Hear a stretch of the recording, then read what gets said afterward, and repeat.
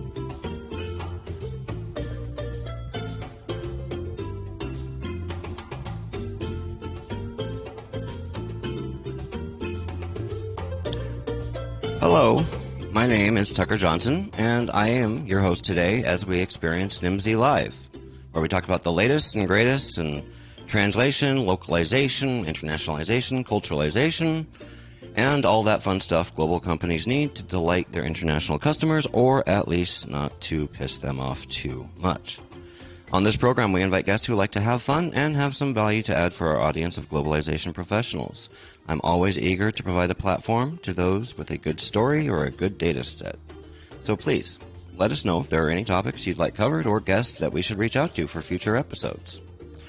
If you aren't already subscribed to Nimdzi, now's your chance. If you're watching this and you hit that subscribe button, what that means is you're going to be notified when Nimdzi schedules new live streams. So if you like what you're picking up what we're putting down, then go ahead and hit that follow button, subscribe button, whatever platform that you're on. A quick plug before we get into it today.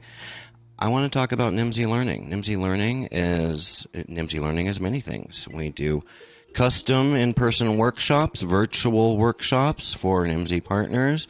We also have an entire library of e-learning courses, which can be taken asynchronously. They can be assigned to your team. So if you're a manager out there that's worried about how am I going to ensure my team continues to have access to professional development as we enter the new normal, then go check that out.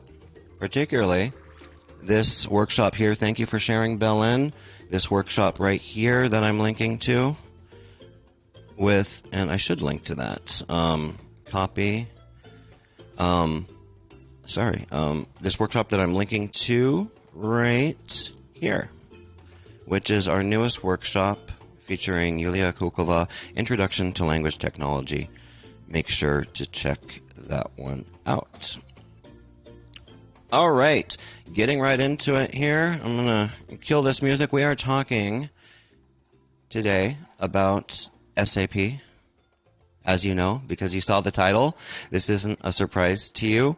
But first, before I introduce our expert guests on international SAP deployments, I would like to introduce... Oops, get out of there, guest. You're not in here yet. I'd like to introduce Alyssa Jorgen, who graciously volunteered to be my co-host about, 10 hours ago as we were talking. Alyssa, welcome to your first appearance on Nimdzi Live. Tell us a little bit about yourself. Thank you very much, Tucker. So at this point in my career, I kind of have 2 feet in 2 different fields. I'm the research program director at Nimdzi Insights. I've worked in business development, also with Nimdzi before that. Spent 5 years as a technical translator, so that was my entry into localization.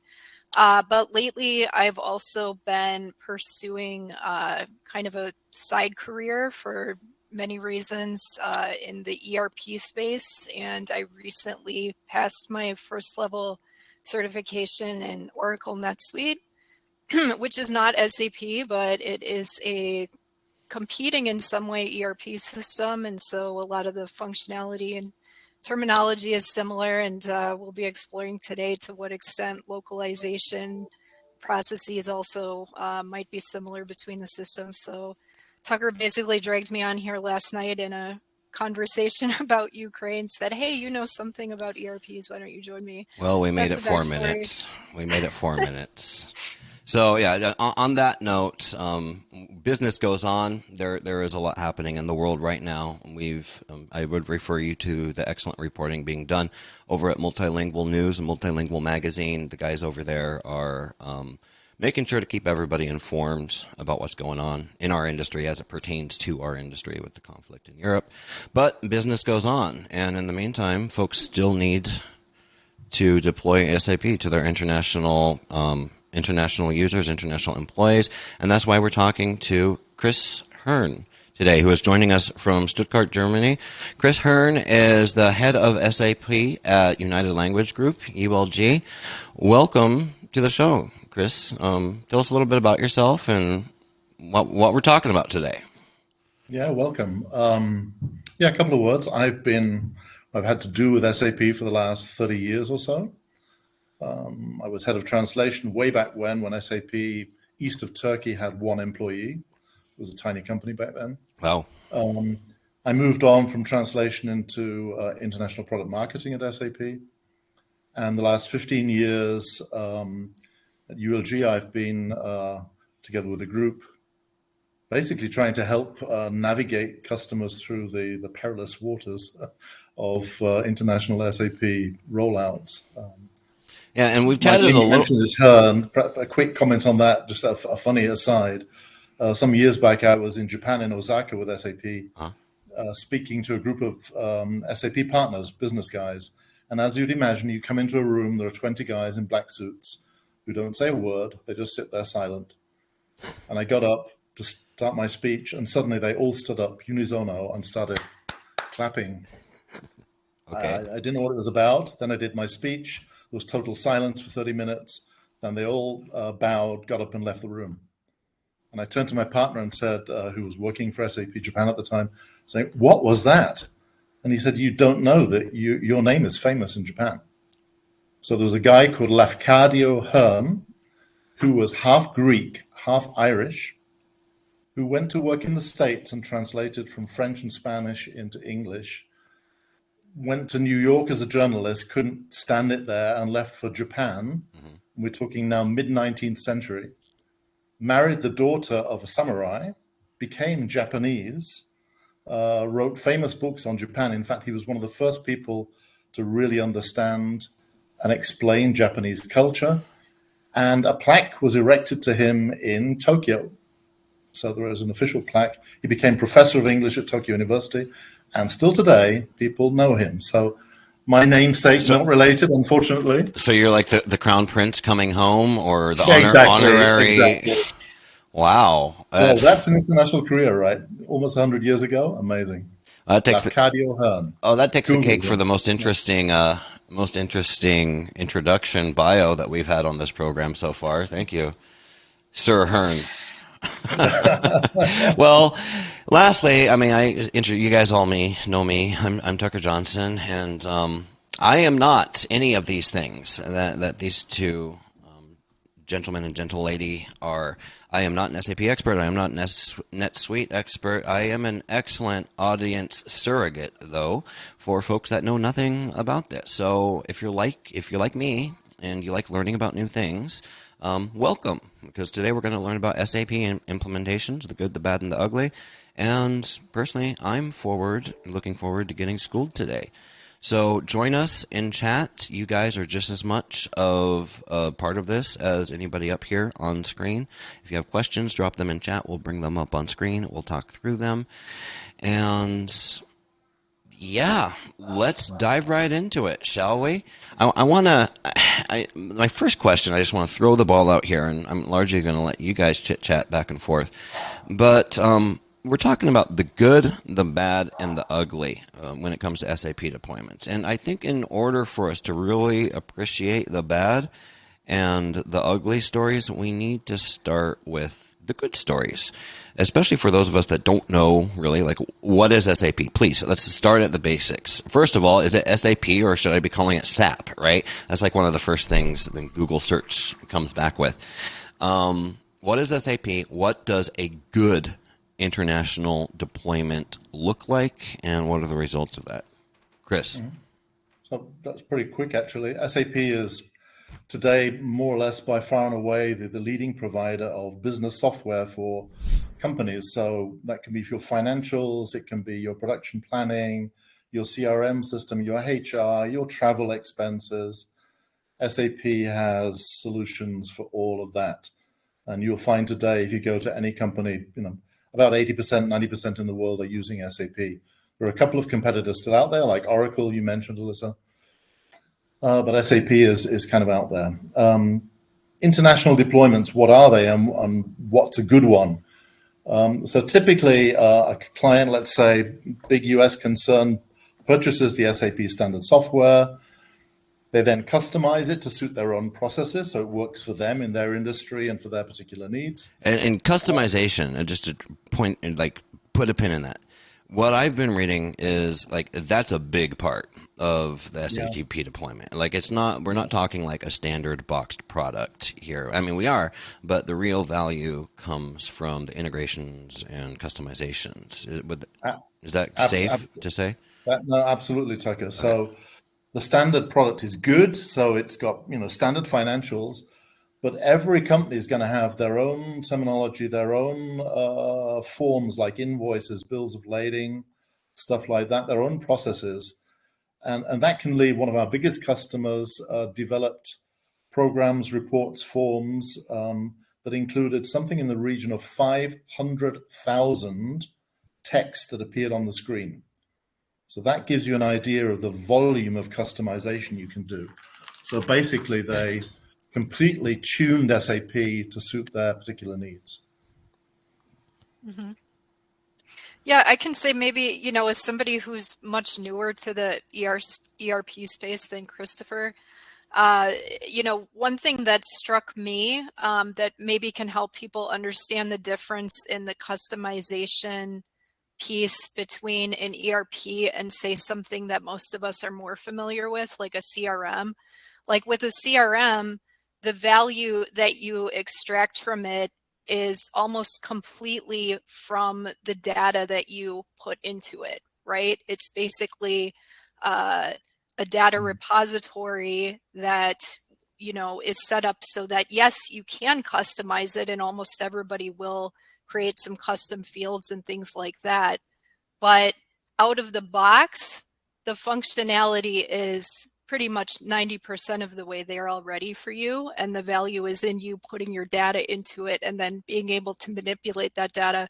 With ERPs, it's much more of a blank slate. There's no system on the market that's going to have your manufacturing process built in right out of the box.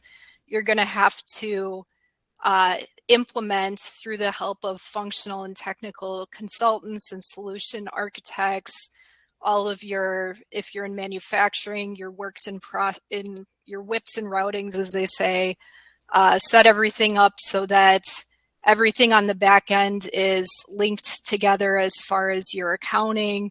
Just one example, you put in a sales order.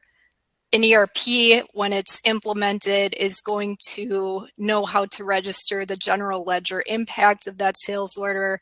It's going to know to commit the inventory for you, all these things, but it has to be set up for your specific processes. And so I think that's just an example of how like that customization piece is not kind of extra with an ERP. It's like it's the core of the value that you will extract from it, unlike, say, a CRM, where it is, To butt in here, guys, you guys keep going. I do apologize. I've got a domestic situation I need to deal with. It's 7 a.m. here, and I've got kids going off to school. Go for it. I'm glad I got two experts. Keep going. We'll keep chatting, yeah. You asked about the good stuff, Tucker. What's a good international implementation? Basically, it's not regarding the international piece as an afterthought, but thinking about it right from the get-go. So you do your customization, as you just pointed out. You've got all your new screens, your new processes, but you've got production facilities, let's say in France and Spain, out in China, and then you need to look at what do I need to do to my system, both technically and linguistically, to make it easy for people to work with that system abroad. Things that pop to mind immediately are, do I need to translate the screens? Do I need to look after training materials? But it actually starts before then, because you can code easily that customized code in such a way that it's not translatable at all. It's hard-coded. So the texts aren't stored in separate files you can translate. Maybe you've coded it typically in English. So you've got buttons on the screen. You've got a button like save, 4 characters, and you define that button as 4 characters long. Great in English, no problem at all. That's a huge problem if you translate that into French down the line and you need 11 characters. It results in a total mess. But even more, it's about just interacting with internationally. We had a case that I thought was fascinating and shows the challenge of language and culture even. We have a client in Germany and a CIO of a medium-sized company. They were going international in Southern Europe. And he went to the country in case and spoke with the business guys there and said, how do your business processes look? What do I need to do to my SAP system so that you can use them in your country? And they chatted, and he went back to Germany. They programmed then for 6 months, came back and showed them the code. And the people said, but this is rubbish. We can't use this. What had gone wrong? What had gone wrong was that his English was very, very poor. The language of the people in Southern Europe was very, very poor. So they'd actually coded something that was completely useless. Now, it's a small example, but that ended up in him losing hundreds of thousands of euros, misinvested time. Instead of going up front and saying, guys, we need to look at this holistically. Language is part of the process, but in actual fact, we need to look at what are your real needs and build that into the design from the beginning. So it's a bigger picture thing, and we see this again and again. The translation piece at the end is almost the easiest. It's all the stuff around it that is difficult. Setting things up so that you are prepared to go international. If you do it the right way, it can be a really pleasant trip. If you don't, it can be really, really nasty. We'll come to bad stuff later. We had one lady I'll never forget. She's the best lady I ever met. She was sort of kind of head of application development of another German medium-sized company. She came to us 2 years before going live in Poland and approached us and said, can you give us guidance what we need to be thinking about so that in 2 years' time, we have no pain? And many people said, hey, she's crazy. It's so way up front. Why bother now? We'll do Poland later. And a few different tax laws in Poland, it's not a problem. The translation, that's easy. No, she was right. And the result was, when it came actually to go live, everybody was aligned. They knew exactly what the business processes were. We at ULG had actually translated the system interface. It was ready to go. So it was set up for training. They had training materials in local language. There was buy-in from the field. I think that's a critical thing, acceptance.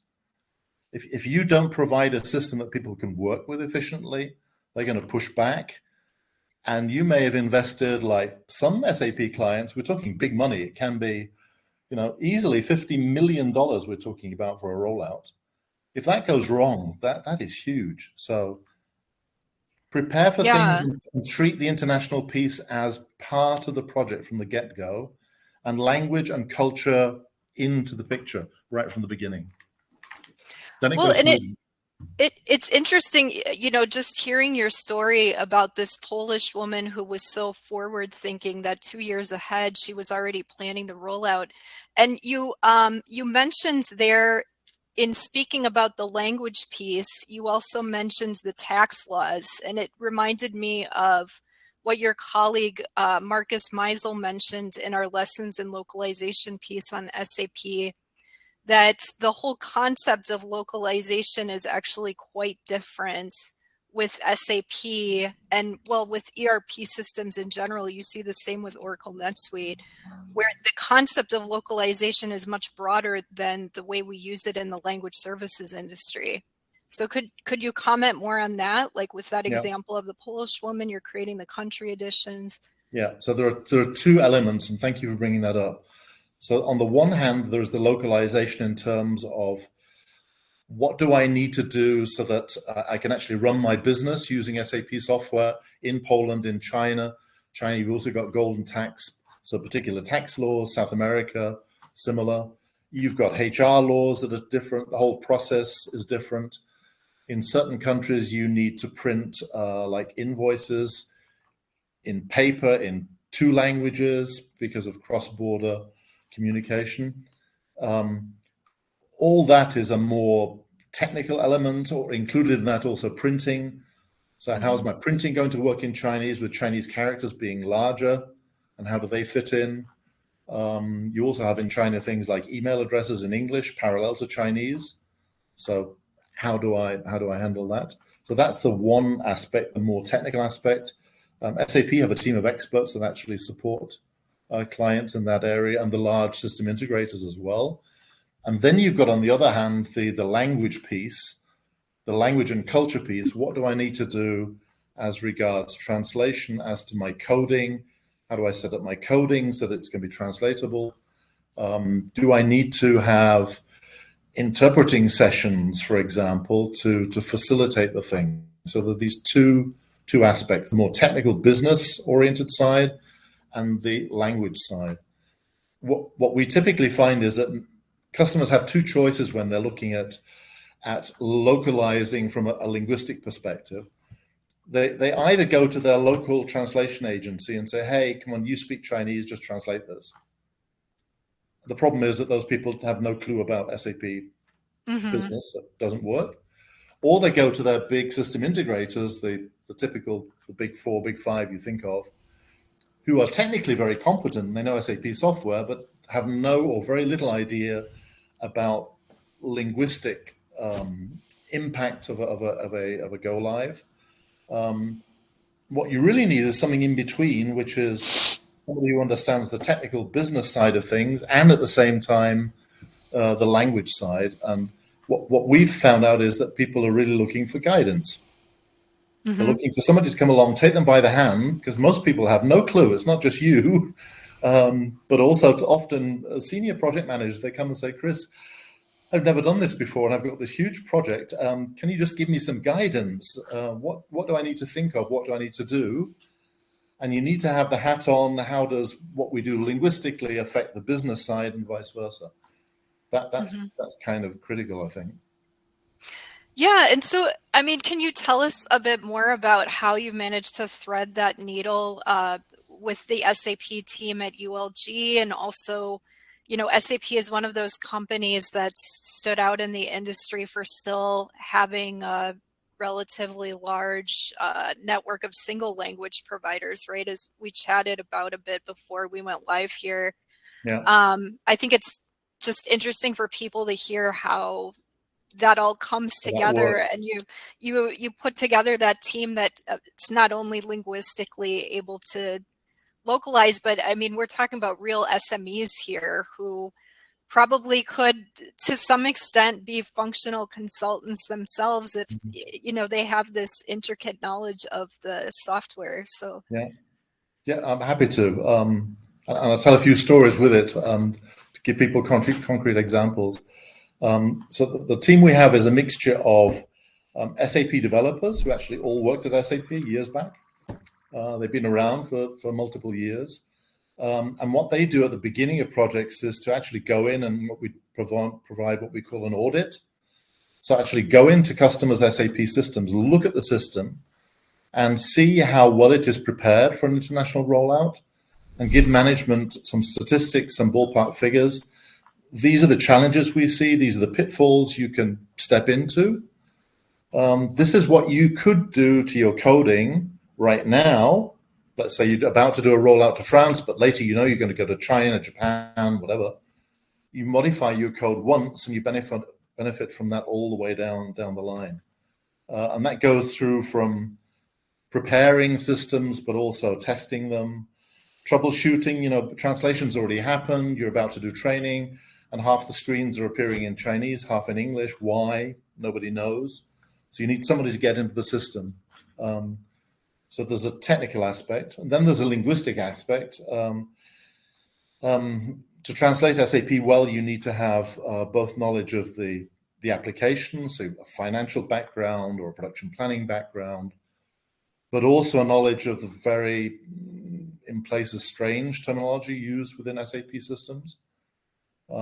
So we use individuals who've been working for many years in the SAP space, and as you pointed out, some of the agencies. SAP is pretty unique that they focus, and still do to a large extent, on single language vendors who sit in one country, translate to one or two languages, spend 90% of their time translating SAP, and the result of that is, at the end of the day, you've got a system that's ready to be translated, people translated who know what they're doing, so that you get an end result on the screen that helps the end user translate.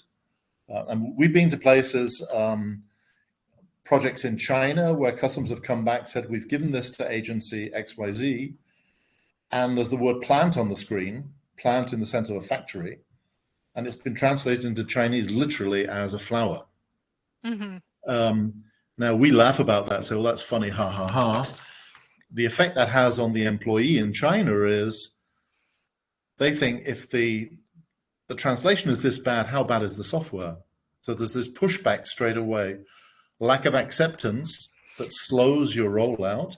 And B, in the worst case, something's been translated the wrong way, they're going to operate the system in such a way that something's going to go wrong. And that you really want to avoid, because in the worst case, it can lead to production processes coming to a standstill, as bad as that. Yeah, you know, that's really, to me, it's really fascinating the extent to which localization can either hinder or kind of propel organizational change management forward, right? Because you kind of hinted at that a couple times already, that you know, we're not talking about just getting this software ready for a go live in multiple countries on a technical and a functional level. The organizational change management piece here is really essential. And I'm sure, Tucker, I know that we want to talk about those big juicy fail stories. And change management a lot of times is a big part of that. That was, you know, where the fail happened to a large extent. So I'm curious to hear more about any cases where, you know, localization was kind of rolled into those challenges that had to do with accepting broader change. Yeah, I give you a very concrete example. I will not name any company names on this call. Oh, there's plenty of bloggers that do out there. Yeah. So there's a fairly large organization, and very large rollout indeed.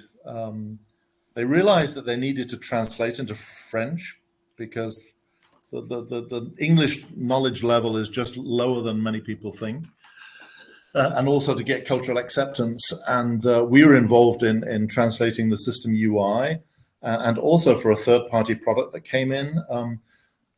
During that testing, we identified that there were issues with the commercial aspects of this software. That, for example, they'd not taken into consideration that checks were being used in France for purchasing goods.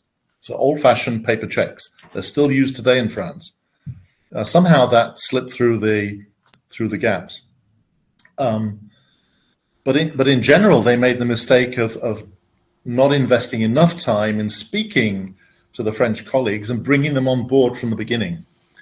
Getting that very much like organizational buy-in. Throwing this over the fence. From tomorrow, you're going to be using this great SAP software. And they say, wait a minute. There were protests, street protests the next day. There were serious protests. This can lead, as in many cases, unfortunately. And in the meantime, the cherry on the cake, I'm sure the management team was like, great news, everybody. Yes. You're going to love this. Yes, exactly. I mean, it was really, really painful. In the meantime, the company involved has learnt the lesson, and doing rollouts elsewhere has totally changed the way they're approaching the countries. It's going there early. We had another case that was absolutely horrific. And this was a company that made the mistake of purchasing SAP. That was not a mistake. But instead of doing it bit by bit, starting in the home country, starting just with ERP, no. They implemented ERP, CRM, HR, you name it, in one go, and wanted to go live with it worldwide in one go, one huge big bang. We were brought in to do language consulting. There was a huge system integrator involved. What had they done? They'd done the quick and dirty. They'd been coding away. It was set up for English usage. Translation in many places was just impossible. Forms were printing with half the text missing. You got an invoice with half the text were missing. A complete nightmare. The end result of this was that the project was stopped completely. They lost, I think, over $200 million. Million. US dollars. US dollars. And SAP was kicked out of the company. The CEO was fired. Oh. That is, So I guess, nobody gets fired. Nobody gets fired for hiring IBM doesn't apply to SAP. These things are tough, and you can do it the other way. We had another company that approached us that had had a similar bad experience in China, had learned the lessons, came to us and said, we're about to go to Japan. Japan's my favorite country. Can you support us? Well, of course. They're all bowing down to you when you show up. Why wouldn't it be your favorite country? Plaque on their constitutional monument. But the people said, can you come with us when we do this fit gap analysis, where we see what's the difference between the Japanese process and the US process? What do we need to do?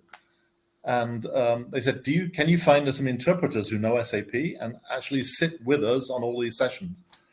And they went so far as to have all the presentations done in Japanese and English, so parallel text on the screen, interpreters there. So the Japanese felt a lot more comfortable about asking questions. I mean, they don't like it anyway, but at least if it's in Japanese, they felt more willing to open up. I actually was with them. We went round to a store selling the particular product that was being sold. And there was a cash register. Somebody bought the product, and the business expert from the US said, so how does that get in the SAP system? The guy said, very easy. In the corner, there was a wooden pillar with a little door. So we went over there. He opened the door, and sitting behind the door was a little guy sitting on a chair. taking the cash receipts, the paper, once every half an hour and putting it in the system. That was their interface. Now, the US business expert was horrified, so we can change that straight away. And they said, no, that is not the way we do it. We want full employment. We're happy with this. This is the way. It's that cultural aspect, understanding. So not coming down from the US or from Europe saying, we know it better. And that's one culture, right? Yeah, and that's just one of, culture. Of many, yeah. Of many cultures. And they're all different. Cut the story short, at the end of the project, a year and a half later, the project manager phoned me and said, you know what, Chris, the interpreting bit made the whole project run. And we're talking again like $50 million project with people on site in Japan for months, like 10 senior experts staying in expensive hotels, you can imagine. She said, without that element, it would never have worked. We would not have understood them. We'd have wasted so much money. So suddenly language and culture in that case became actually the enabler or the point where you fail. There's not many companies understand that, but it really is that serious. Going international means not just I've got some text on a screen that need translating or some training materials. It's more than that. It's understanding the industry, the culture, the language, the global impact, and if you get that right, then it's going to be cool. Otherwise, it can get really, really ugly. And the figures sound crazy, like saying over 200 million lost, but it happened. We had another company. They were preparing a go live in Brazil and set up a conference. They understood we have to speak to the people. They set up a conference. They employed interpreters. Their mistake was they took any kind of interpreter off the street who didn't understand SAP. And the end result of the 3-day conference, and they'd flown in, I think, 50 people into Brazil from around the world, it was a complete waste of time. Nobody understood anything. They were translating into Portuguese and back into English, but not what we call Sapanese, so SAP speak. It was just general language, and they didn't get it. Total waste of money. You can add up what that would have cost. One of the things we try to do is educate people up front and say, obviously budgets are limited. You need to look at where you spend your dollar, but you really do look at this, and the earlier you do it, the better, because it's going to hurt you if you don't. Mm-hmm. I don't want to jump in. This is a great conversation, and I'm certainly not going to ask any questions because I was out. The missing child has been found, by the way, for those of you that were so worried about that. He was sleeping under a blanket in the living room, so the neighborhood search party has been called off.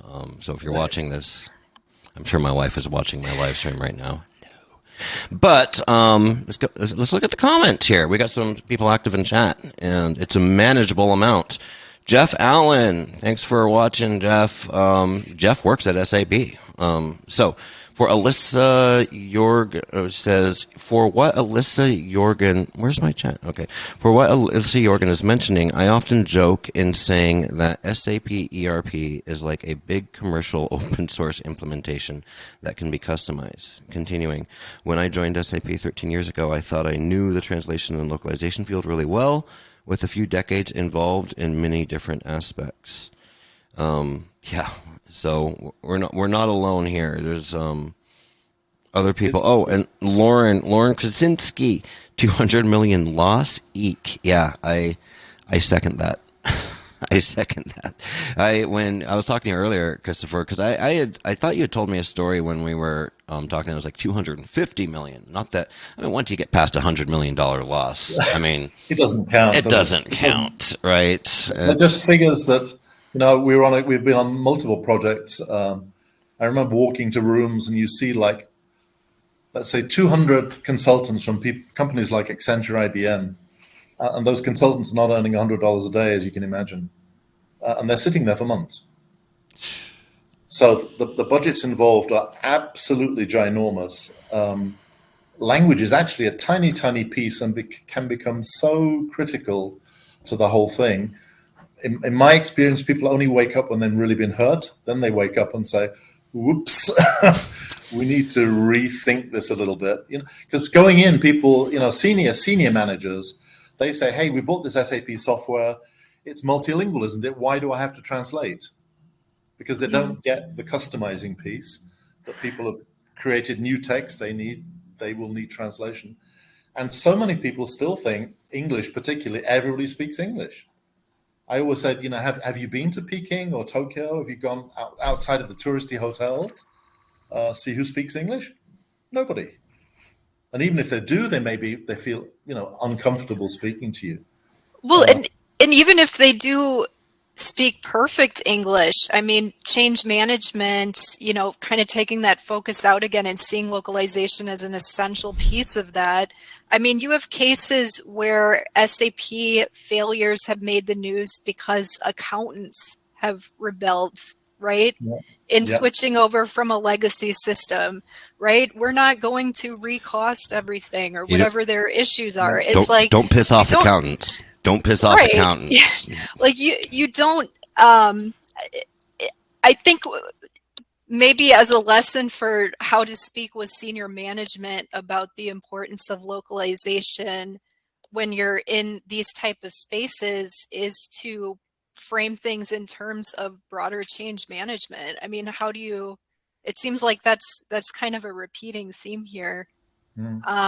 But I don't want to keep going on that one. Are you setting me up to plug my e-learning course on change management? I know, right? I'm just like setting you. I'm just throwing you pearls. Have I talked to you guys about Nimdzi Learning? Visit nimdzi.com/something today.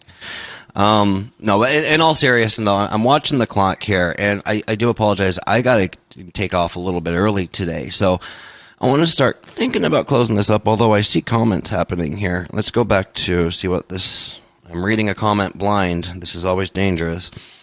Kim Pines says, so when a client says, SAP has language packs, why do I need you? How hard is it to hold back on the laughter? Well, of course, we would never laugh at our prospective clients, would we now, Chris? But, once the door is closed, how hard is it to hold back on the laughter? Are the language packs actually useful? What is the role of a language pack? The language pack is... And is it enough? Is the text provided by SAP for their standard software. Right. So the standard piece before a customer's modified it. And you can install it, and you've got them French on the screen or Chinese on the screen or whatever. But you're still missing all the rest. And it's not like SAP, the entire SAP product suite is translated. We've had multiple customers come to us. They've bought particularly an industry vertical solution and are rolling it out, let's say, to Eastern Europe, and discover shortly before go live that the texts aren't available. There are no language packs for that part of the SAP software. So on multiple occasions, they've phoned us and said, hey, Yulji, can you do an emergency translation of SAP standard? Because SAP said there's no business case, we won't do it. Or we'll do it in 2 or 3 years, but not, you need it right now. So we've gone in, kind of weird, and translated SAP standard just so, people can run the system. But, I see that, like from a costing perspective, not knowing what people know. It's a mistake, I believe, but it's an honest mistake because, it would be reasonable to assume that if I'm purchasing this piece of software that's supposedly global and has language packs, that I don't need to do anything else. There's just a lack of knowledge, Tucker. Yeah. We had one customer, this go back many years. They bought the SAP software. They understood it was a Unicode software and supported multiple languages. And they went ahead and developed all their stuff in English. They were going to China to a factory, a production facility. And a few days before go live in China, they logged on in Chinese and were shocked to find that all their custom coding, their forms, their processes were not displaying in Chinese. They even tried to take SAP to court on it, saying that you promised us. Because it was they somehow expected a magic thing to happen and everything to appear in Chinese, which it didn't. For all their custom, keyword here, custom forms, right? The standard language packs are not going to translate everything that you've customized during your go live process, right? I think That's Yeah, the I'm piece that just because people I need to mean get. because we're here to help, not to make fun, right? So I'm just well, I'm here to make we fun, make a Tucker. little fun. Yeah, sorry, we make a little bit of fun, but I mean at the end of the day, no judgment. It's an honest mistake, but it is a mistake. And with that, Chris, I have a final question I'd like to ask you before we start heading out here. Those prospective clients, those SAP, folks that are going to be contacting you, contacting United Language Group because perhaps they saw that your website, perhaps they read Yiwelji's SAP Localization 101, which I'm plugging here now. Google it, guys. It just comes up. I don't need to send you a link. These prospective clients, before they become your customers, what's the one thing that you wish you could tell them? They're not even your customers yet. This is a plea to your sales pipeline, so to speak.